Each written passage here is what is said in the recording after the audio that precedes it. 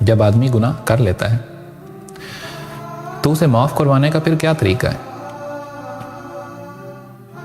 احادیث اور قرآن سے تو ہمیں یہی معلوم ہوتا ہے کہ گناہ پر جو ندامت ہے وہ بھی توبہ ہے۔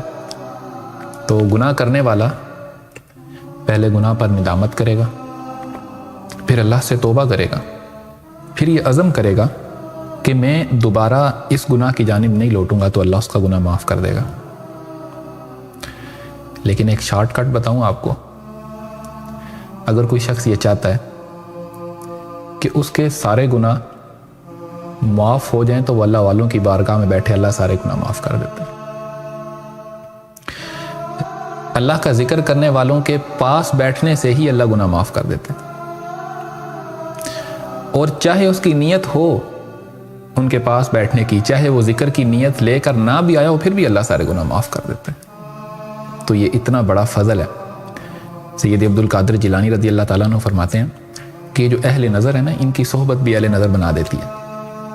نہ صرف انسان کے گناہ معاف ہوتے ہیں بلکہ ان کی صحبت کو لازم پکڑنے والا بھی اللہ والا بن جاتا ہے۔ وہ ایک اللہ کے بزرگ تھے نا، ان کے پاس کچھ لوگ بیٹھے تھے، تو آپ اسی معاملے پر اسی بات کا درس دے رہے تھے، تو ایک آدمی کھڑا ہو گیا،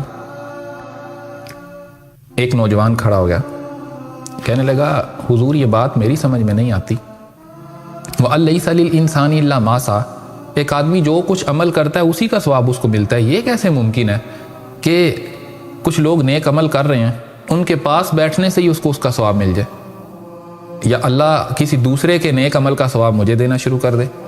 تو یہ بات مطلب سمجھ میں نہیں آتی۔ آپ نے فرمایا بیٹا میرے پاس آ جاؤ، تو آپ نے نا اس کو اپنے پاس بٹھا لیا۔ تو گرمیوں کا موسم تھا، کچھ دیر گزری، آپ نے ایک اپنے ملازم کو بلایا اور اسے فرمایا کہ آپ ہمیں ہوا دیں۔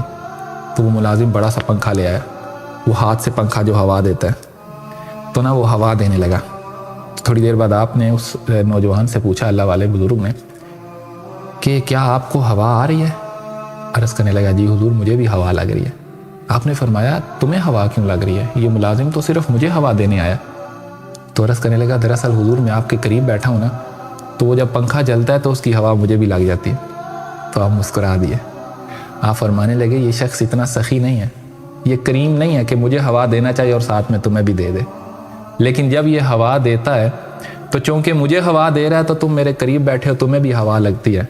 تو وہ اللہ تو وہ کریم ذات ہے جو صفت سخاوت کو تخلیق کرنے والی ہے، تو وہ جب کرم فرماتا ہے تو پھر کسی کو محروم نہیں رکھتا، اپنے بندوں کے قریب بیٹھنے والوں کو بھی نواز دے۔ اور یہ بات کوئی ایسی بات نہیں ہے جو قرآن و حدیث کے خلاف ہو۔ نبی علیہ الصلوۃ والسلام نے فرمایا یہ اللہ والے عام لوگ نہیں، یہ وہ لوگ ہیں لا یشقی بہم جلیسہم، یہ وہ لوگ ہیں جن کے قریب بیٹھنے والا بھی کبھی شقی نہیں ہوتا، کسی اور کام سے بھی آیا تھا، بس اللہ کا ذکر کرنے والوں کے پاس بیٹھ گیا تو اللہ اس کے سارے گناہ معاف فرما دیتا۔ بلکہ مرقات المفاتیح کی حدیث مبارکہ ہے، آپ فرماتے ہیں نبی علیہ الصلوۃ والسلام نے ارشاد فرمایا کہ جب بندہ کسی سے صرف اس لیے ملاقات کی غرض سے نکلتا ہے نا کہ اس کو اس سے اللہ کے لیے محبت ہے، تو 70,000 فرشتے اس کے ساتھ ہو جاتے ہیں۔ درد منداں دی یاری اے وے جویں دکان تاراں، سودا پاویں لئیے نہ لئیے ہلے آن ہزار۔